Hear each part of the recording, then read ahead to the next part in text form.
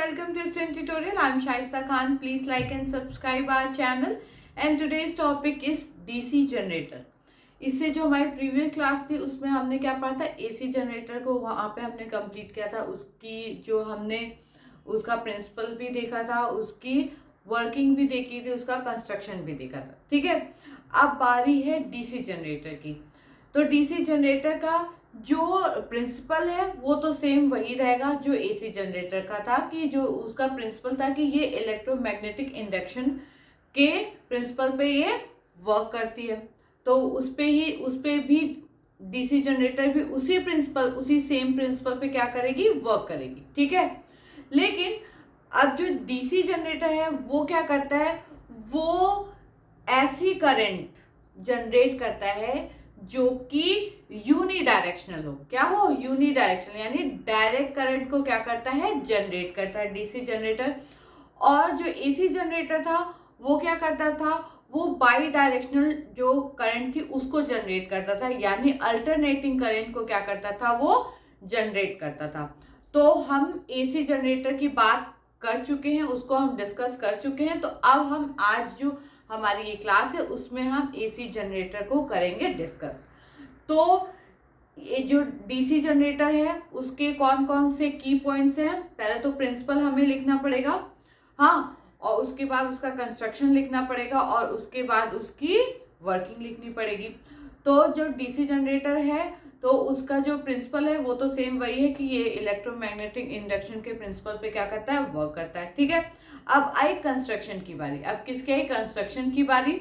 तो कंस्ट्रक्शन में अब हम देखते हैं कि कैसा है ये। सेम अगर आप देखोगे ना तो सेम आपको ये जो मोटर था हमारा, जो इलेक्ट्रिक मोटर था, सेम ये ऐसा ही जो है स्ट्रक्चर लगेगा। ठीक, बस मोटर में क्या था कि यहाँ पे क्या था, हम लगा रहे थे बैटरी, और जो DC जनरेटर है वहां पे हम क्या लगाएंगे, गैल्वेनोमीटर। क्यों हम लोग इलेक्ट्रिक मोटर में क्या कहते हैं, बैटरी लगा के उसको करंट दे रहे थे। यहाँ पे हम क्या करें, करंट जनरेट करें। तो करंट इंड्यूस हुई है कि नहीं, करंट प्रोड्यूस हुई है कि नहीं, वो हमको कैसे पता चलेगा, गैल्वेनोमीटर से। तो इसलिए हमने क्या लगाया है, गैल्वेनोमीटर। ठीक है, चल अब ये है दो परमानेंट मैग्नेट। क्या है, ये दो परमानेंट मैग्नेट ये है, और मैग्नेट का ये एक नॉर्थ पोल है, इधर एक साउथ पोल है। ठीक है, इतना समझ में आया। फिर ये है हमारा आर्मेचर। ये क्या है, हमारा आर्मेचर है, ABCD, इसको हम कॉइल भी कहते हैं। ये क्या है, हमारा आर्मेचर है। ये आर्मेचर के जो दो एंड है, A और D, दो एंड हैं, ये दोनों एंड जो है दो रिंग से क्या है, अटैच है। क्या है, दो रिंग से अटैच है। एक ये ग्रीन कलर की रिंग और एक ये ब्लैक कलर की रिंग। इस रिंग्स को बोलेंगे हम R1 and R2। AC generator और DC जनरेटर का जो कंस्ट्रक्शन है वो सब कुछ यहाँ तक सब कुछ सेम है, बट यहाँ आके थोड़ा सा चेंज हो जा रहा है। यहाँ पे हम AC जनरेटर में, जो AC जनरेटर था, AC जनरेटर में हम किसका यूज करते थे, स्लिप रिंग्स का करते थे। किसका यूज करते थे, स्लिप रिंग्स का करते थे। अब DC जनरेटर में हम किसका यूज करेंगे, फिर से हम किसका करेंगे, स्लिप रिंग्स का यूज करेंगे। फिर से हम क्या करेंगे, स्लिप रिंग्स का यूज करेंगे। तो जो हमारा DC जनरेटर है इसमें हो गई दो स्लिट रिंग्स। स्लिट रिंग्स क्या होती है, ये होती है कम्यूटेटर का काम करती है, जो क्या करती हैं कि दो रिंग होती, एक रिंग है मान लो, उसको हमने दो पार्ट में डिवाइड कर दिया। क्या कर दिया, एक रिंग को हमने दो पार्ट में डिवाइड कर दिया, हाफ रिंग और हाफ रिंग। ठीक है, वही हो गई यहाँ पे स्लिट रिंग्स। क्या हो गई, स्लिट रिंग्स। इन दोनों रिंग्स के बीच में क्या होता है, गैप होता है। इन दोनों रिंग्स के बीच में क्या होता है, गैप होता है। ये दोनों रिंग एक दूसरे से अटैच नहीं होती, एक दूसरे से कनेक्टेड नहीं होती। ये दोनों रिंग के बीच में क्या होता है, गैप होता है। ठीक, तो एक रिंग है R1 और एक दूसरी रिंग है R2। जो A से अटैच है वो है R1 और जो D से अटैच है वो है R2। इतनी बात समझ में आ गई। जो AC जनरेटर और DC जनरेटर का जो जब भी कंस्ट्रक्शन आप लिखोगे तो AC जनरेटर में स्लिट रिंग की जगह आपको लिखना होगा स्लिप रिंग्स। क्या लिखना होगा, स्लिप रिंग्स। और DC जनरेटर में आप क्या लिखोगे, स्लिट रिंग्स। डीसी जनरेटर में क्या लिखोगे, स्लिप रिंग। सारा कंस्ट्रक्शन सेम होगा, लेकिन बस स्लिप रिंग की जगह आपको क्या लिखना पड़ेगा, स्लिट रिंग। ठीक है। उसके बाद दोनों रिंग से कनेक्ट है क्या, कार्बन ब्रशेस। दो कार्बन ब्रशेस क्या है, एक एक रिंग से कनेक्टेड है। एक रिंग से एक कार्बन ब्रश और दूसरे रिंग से दूसरी कार्बन ब्रश। कार्बन ब्रश के बारे में हम लोगों ने पहले ही डिस्कस कर लिया है। कार्बन क्या होता है, एक अच्छा कंडक्टर होता है इलेक्ट्रिसिटी का, इसलिए इसको यहाँ पे हम यूज कर रहे हैं। और यहाँ पे फिर से जो कार्बन ब्रश है वो बिल्कुल अटैच नहीं है, वो सिर्फ रिंग को क्या किया, टच किया हुआ है। क्या कर रहा है, टच किया हुआ है। वो रिंग को पूरा फ्रीडम देगा मूव करने के लिए। ठीक है, वो ऐसे नहीं रिंग को जकड़ी नहीं रहेगा, वो रिंग को पूरा फ्रीडम देगा क्या, मूव करने के लिए। बस उस पे ब्रश की तरह वो क्या करता रहेगा, कनेक्ट रहेगा।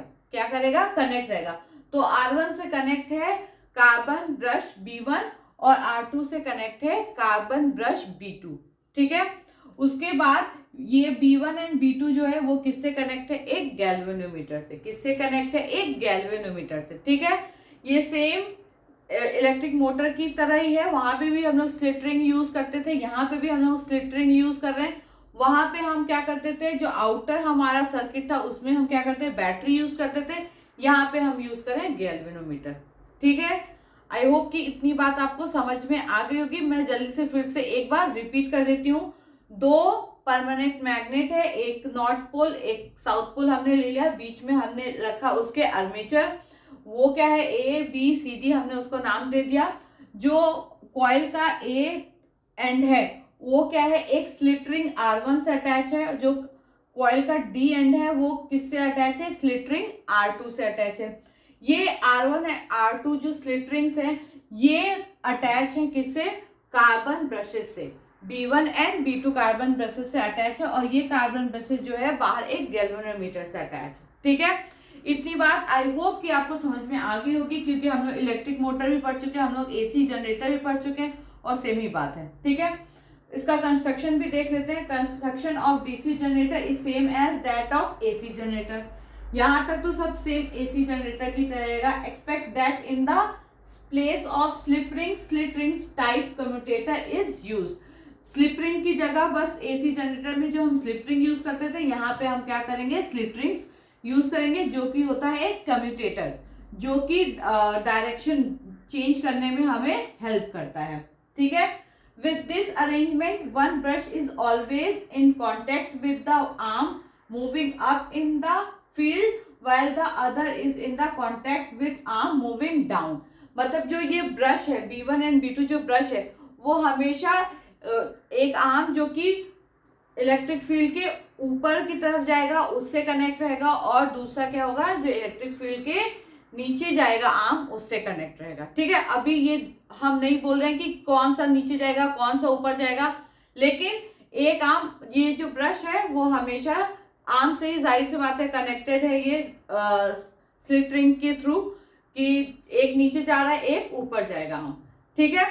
ये तो हो गया कंस्ट्रक्शन। ठीक। अब हम इसकी वर्किंग देख लेते हैं। अब क्या हुआ, अब ये हो गई हमारी, ये क्या हुई, हमारी मैग्नेटिक फील्ड हुई। ठीक है। ये क्या हुई, मैग्नेटिक फील्ड। हमको पता है मैग्नेटिक फील्ड नॉर्थ से साउथ की तरफ जाती है। ठीक है। अब हम बात करेंगे कि हमारा जो कॉइल है वो क्या है, एंटी क्लॉकवाइज। क्या कहे, एंटी क्लॉकवाइज मूव करे। पहले तो कॉइल अगर इस तरीके से मूव करेगा, अगर इधर ये है ए साइड, ये है सी और डी साइड, ये अगर ऐसे मूव करेगा तो ये हो गया क्लॉकवाइज, और अगर ये ऐसे मूव करेगा तो ये हो गया एंटी क्लॉकवाइज। इसका मतलब जो ये ए बी साइड है ये कहाँ जा रहा है, नीचे जा रहा है। कहाँ जा रहा है, नीचे जा रहा है। तो अब हम देखेंगे कि इसमें जो करंट, इंड्यूस करंट का जो डायरेक्शन होगा वो किधर होगा। तो हम क्या करेंगे, ये जाएगा नीचे। हमने क्या लिया, फ्लेमिंग का राइट हैंड रूल हमने क्या किया यहाँ पे फॉलो किया। उसके लिए लिया हमने राइट हैंड का हमने ले लिया इंडेक्स फिंगर। इंडेक्स फिंगर क्या दिखाएगा हमें दिखाएगा मैग्नेटिक फील्ड का डायरेक्शन, और उसने दिखाया कि मैग्नेटिक फील्ड इधर है। हमारा जो थंब है वो क्या दिखाएगा, वो दिखाएगा कॉइल का मूवमेंट। तो कॉइल हमारी जो ए बी आर्म है वो किधर जा रही है, नीचे की तरफ। किधर जा रही है, नीचे की तरफ, अंदर की तरफ जा रही है। तो ये हो गया। और जो हमारी ये मिडिल फिंगर है ये क्या दिखाएगी, इंड्यूस करंट का डायरेक्शन। तो इंड्यूस करंट का डायरेक्शन किधर है, बी से ए। किधर है, बी से ए की तरफ है। ठीक है, अब ऐसे ही हम क्या करेंगे, जो हमारा सीधी साइड है, जो हमारा सीधी आर्म है, उसमें भी हम निकाल लेते हैं कि जो इंड्यूस करंट का डायरेक्शन है वो किधर होगा। तो ये देखिए, फिर से हमने लिया अपना राइट हैंड और हम इसको किससे निकाल रहे हैं, फ्लेमिंग्स राइट हैंड रूल से निकाल रहे हैं। हमने लिया अपना राइट हैंड, फिर से हमारी जो इंडेक्स फिंगर है वो क्या दिखा रही है, मैग्नेटिक फील्ड के डायरेक्शन को। हमारी जो थंब है वो क्या दिखाएगी, वो दिखाएगी हमारे जो कॉइल है उसके मूवमेंट को। तो जो सीधी साइड है, ए बी साइड अगर नीचे की तरफ जा रहा है तो जाहिर सी बात है कि सीधी साइड क्या है, ऊपर की तरफ जाएगा। तो ये हो गई हमारी सीधी साइड, क्या है, ऊपर की तरफ, बाहर की तरफ जा रही है। और जो हमारा ये है, जो हमारी मिडिल फिंगर है वो क्या दिखाएगी, वो दिखाएगी कि इंड्यूस करंट का डायरेक्शन। और इंड्यूस करंट का डायरेक्शन कहाँ दिखा रही है, डी टू सी। कहाँ दिखा रही है, डी टू सी। यानी कि जब हमारा ए बी आर्म जो है वो नीचे की तरफ जाएगा, जब हमारा ए बी आर्म नीचे की तरफ जाएगा तो हमारा सीधी आर्म जो है ऊपर की तरफ जाएगा। क्यों, क्योंकि हम यहाँ पे करवा रहे हैं एंटी क्लॉकवाइज। हमारा जो कॉइल है वो एंटी क्लॉकवाइज क्या कर रहा है, एंटी क्लॉकवाइज डायरेक्शन में मूव कर रहा है। उसी वजह से जो हमारा ए बी आर्म है वो नीचे की तरफ जा रहा है और जो हमारा सीधी आर्म है वो ऊपर की तरफ जा रहा है। ठीक है, आई होप कि ये बात आपको समझ में आ गई होगी। अब क्या है, अब ये है हमारा कॉइल, ये है ए बी साइड और ये है सीधी साइड। अब ये जो है रोटेशन शुरू करेगा और जब स्टार्ट करेगा रोटेशन और जब पहुंचेगा अपना हाफ रोटेशन ये पूरा करेगा, तो उस टाइम पे जो ये ए बी साइड थी वो किधर चली जाएगी, सीधी की तरफ। और ये जो सीधी साइड थी ये किधर चली आएगी, ए बी की तरफ। यानी कि जो हमारा नया कॉइल का डायरेक्ट होगा वो क्या होगा, वो कुछ इस तरीके से होगा। वो क्या होगा, वो कुछ इस तरीके से होगा। ठीक है, अब ये हो गई हमारी सीधी साइड और ये हो गई हमारी ए बी साइड। ठीक है, अब जब जो कॉइल है वो हाफ रोटेशन कंप्लीट कर चुका है, जब कॉइल क्या है, हाफ रोटेशन कंप्लीट कर चुका है, उस टाइम पे हम देखेंगे कि कॉइल का जो पोजीशन है वो कैसा है और जो हमारी स्लिट रिंग्स हैं उसका पोजीशन कैसा है। अब क्या है, जब सीधी जो है इधर आ गई, ए बी के साइड में आ गया और ए बी जो है सीधी के साइड में चला गया, तो जो स्लिट रिंग्स हैं वो भी क्या हो जाएंगे, वो भी मूव हो जाएंगे। R1 चला जाएगा R2 की तरफ और R2 चला जाएगा R1 की तरफ। यहाँ पे आ जाएगा R1 और यहाँ पे आ जाएगा R2। ठीक है, अब हम देखेंगे कि इसमें जो करंट का डायरेक्शन है वो कैसा है। उससे पहले हम देखेंगे कि जब हाफ रोटेशन हो रहा था, जब हाफ रोटेशन स्टार्ट हुआ था, उस टाइम पे जो करंट फ्लो हो रही थी आउटर सर्किट में वो कैसी हो रही थी। तो क्या हुई, पहले ए टू बी टू ए आई, क्या आई, बी टू ए। फिर उसके बाद करंट कहाँ गई, बी टू ए से कहाँ गई, R1 में गई। R1 से कहाँ गई, B1 में गई। B1 से कहाँ गई, B2 में गई। B2 से कहाँ गई, R2 में गई। और R2 से अब चली गई वो सीधे D और C में। ठीक है, कहाँ चली गई, DC में चली गई।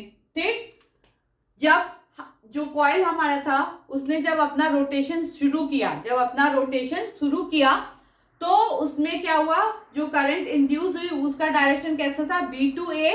फिर वो आई R1 पे, फिर आई B1 पे, फिर ये गई B2 पे, फिर R2 पे और फिर DC से होते हुए फिर चली गई। ठीक है, अब हम देखते हैं कि अब जब हमारा कॉइल हाफ रोटेशन कंप्लीट कर चुका है, यानी जो ए बी साइड थी वो चली गई सीधी साइड की तरफ और जो सीधी साइड थी वो चली आई ए बी साइड की तरफ, तब हम देखेंगे कि अब क्या हो रहा है, अब हमारा जो इंड्यूस करंट है उसका डायरेक्शन किधर है। ठीक है, अब क्या है, अब फिर से हम लेंगे अपना राइट हैंड, उसकी इंडेक्स फिंगर जो कि दिखाएगी इधर, ठीक है। उसके बाद जो हमारा थंब होगा वो दिखाएगा कॉइल की मूवमेंट, कॉइल का डायरेक्शन दिखाएगा, मूवमेंट का डायरेक्शन। तो कॉइल किधर जाएगी, सीधी वाली अब नीचे की तरफ जाएगी। तो ये हो गया, ठीक। अब ये जो है हमारी मिडिल फिंगर, ये क्या दिखाएगी, इंड्यूस करंट का डायरेक्शन, और ये दिखा रही है इंड्यूस करंट का डायरेक्शन क्या, सी से डी। किधर दिखा रही है, सी से डी दिखा रही है, ठीक। अब हम ये जो हमारा हाफ रोटेशन के बाद ए बी साइड आया है, अब हम इधर देख लेते हैं।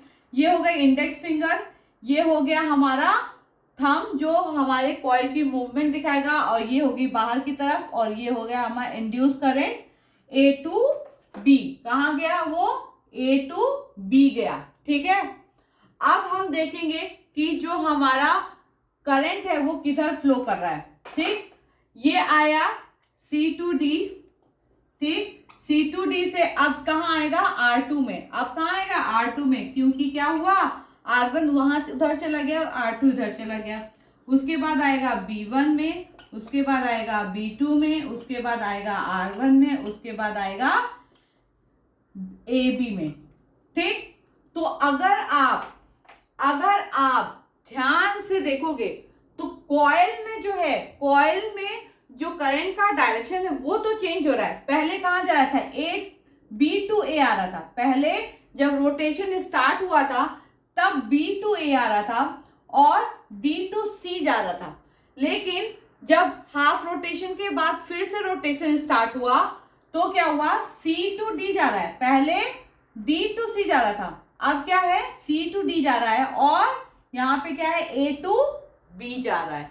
कॉइल में तो चेंज हो रहा है करंट का डायरेक्शन। अब हम देखते हैं कि जब हमारा आउटर सर्किट है उसमें क्या करंट का डायरेक्शन चेंज हो रहा है कि नहीं। R1 R2 तक तो हमारा इनर सर्किट है, जो हमारे कार्बन ब्रशेस हैं वहां से क्या है, हमारा आउटर सर्किट है। तो अगर आप ध्यान से देखोगे तो ये है हमारा आउटर सर्किट। क्या है हमारा आउटर सर्किट। और अगर आप देखोगे तो आउटर सर्किट में दोनों ही बार जब भी जो कॉइल ने स्टार्ट किया अपना रोटेशन और हाफ रोटेशन पूरा करने के बाद भी उसका जो रोटेशन हुआ, उसके बाद भी आउटर सर्किट में जो करंट का डायरेक्शन था वो चेंज नहीं हुआ। ये देखिए, पहले स्टार्ट हुआ तभी B1 से B2 जा रही थी करंट, और उसके बाद जब हाफ रोटेशन के बाद भी जब स्टार्ट हुआ मूवमेंट कॉइल का, तब भी करंट क्या है, B1 से B2 ही जा रही है। यानी भले ही कॉइल में करंट का डायरेक्शन क्या हो रहा है, चेंज हो रहा है। भले ही कॉइल में करंट का डायरेक्शन चेंज हो रहा है, बट जो आउटर सर्किट है, जो बाहरी सर्किट है जिसमें लगाया हमने गैल्वेनोमीटर, उसमें करंट में कोई भी चेंजेस नहीं आ रहे हैं। करंट के फ्लो में कोई भी चेंजेस नहीं आ रहे हैं। इसका क्या मतलब है, इसका ये मतलब है कि ये जो हमारा जनरेटर है वो कैसी करंट इंड्यूस कर रहा है या कैसी करंट प्रोड्यूस कर रहा है, जनरेट कर रहा है, वो कर रहा है डायरेक्ट करंट को जनरेट, जो कि है यूनी डायरेक्शनल। क्या है, यूनी डायरेक्शन, यानी वो सिर्फ एक डायरेक्शन में क्या करेगी, मूव करेगी, या एक डायरेक्शन में क्या होगी, फ्लो होगी। ठीक है, आई होप कि आपको इसकी वर्किंग जो है वो समझ में आ गई होगी, क्योंकि इस तरह की वर्किंग हम पहले भी पढ़ चुके हैं, तो इसमें कोई भी बहुत अलग सा नहीं है। ठीक है, ये सारी कुछ चीजें जो है ये हम अगर हम बात करें तो ये हम थर्ड बार जो है क्या कर रहे हैं, इसको पढ़ रहे हैं। तो आई होप कि आपको ये समझ में आ गया होगा। कंस्ट्रक्शन तो हम देख ही चुके हैं, हम जल्दी से इसका क्या कर देते हैं, वर्किंग भी थोड़ा देख लेते हैं। ठीक है, तो अब इसका हम देख लेते हैं working. When the coil starts with arm A B moving down and C D moving up, then by Fleming's right hand rule the direction of induce current is B A D C in the circuit. ठीक है, after half rotation ring R1 comes in contact with brush B2 and ring R2 comes in contact with brush B1। ठीक है, फिर इसके बाद फिर से जब रोटेशन स्टार्ट होगी तो फिर से क्या हुआ, उसके बाद जो हमारा करंट आया वो क्या है, यूनी डायरेक्शन है। The direction of current in the external circuit remain the same and a unidirectional current is generated. ठीक है, आई होप कि ये आपको डीसी जनरेटर जो है वो समझ में आ गया होगा। अब जो है अगर हमको क्या करना है, इंड्यूस करंट के मैग्नीट्यूड को अगर इंक्रीज करना है तो हमको क्या करना पड़ेगा, हमको जो आर्मेचर है हमारा कॉइल है उसके नंबर ऑफ टर्न्स को क्या कर देंगे, हम बढ़ा सकते हैं, तो भी हमारा मैग्नीट्यूड जो है इंड्यूस करंट का वो बढ़ जाएगा। या तो हम ये आर्मेचर का जो क्या बोलते हैं उसका एरिया अगर हम बढ़ा दें तब भी क्या होगा कि हमारा जो इंड्यूस करंट का मैग्नीट्यूड है वो बढ़ जाएगा। या तो हम क्या करें कि इसकी स्पीड को बढ़ा दें, या आर्मेचर को हम इस तरीके से क्या करें, स्पीडली उसको घुमाएं, तो उस वजह से भी क्या होगा, इंड्यूस करंट का जो है मैग्नीट्यूड बढ़ेगा। या तो हम क्या करेंगे, इसको मैग्नेट जो है उसको हम पावरफुल मैग्नेटिक फील्ड जो है से रिप्लेस कर दे, तो भी हमारा क्या होगा, इंड्यूस करंट को क्या होगा, मैग्नीट्यूड बढ़ जाएगा। अब बात ये आती है कि ये जो है, ये जैसे हम एसी जनरेटर में बात कर रहे थे कि एसी जनरेटर को चलाने के लिए हम किसका यूज करते थे, टरबाइन का यूज करते थे। उसी तरीके से डीसी जनरेटर को भी मूव कराने के लिए, उसको मैकेनिकल एनर्जी देने के लिए हम किसका यूज करेंगे, टरबाइंस का। और टरबाइंस जो है वो किस तरीके से हम घुमा सकते हैं, या तो विंड के थ्रू, या वाटर के थ्रू, या स्टीम के थ्रू हम क्या कर सकते हैं, टरबाइन को घुमा सकते हैं। और वो टरबाइन जो है वो होगी इस कॉइल से अटैच। जब टरबाइन घूमना शुरू होगी तो ये कॉइल भी घूमना शुरू हो जाएगी, स्टार्ट हो जाएगी। और इस तरीके से जो हमारी डीसी जनरेटर है वो क्या करेगी, मैकेनिकल एनर्जी को इलेक्ट्रिकल एनर्जी में करेगी कन्वर्ट। तो आई होप कि आपको ये डीसी जनरेटर जो है वो अच्छे से समझ में आ गया होगा। अब जब हम मिलेंगे तो हम अपने क्लास में एक नए टॉपिक को करेंगे डिस्कस। अब ये जनरेटर का टॉपिक तो नहीं रहेगा, क्योंकि जनरेटर हमने कर लिया है पूरा कंप्लीट। ठीक है, तो फिर अब हम मिलते हैं अपनी नई क्लास में। Thank you for watching.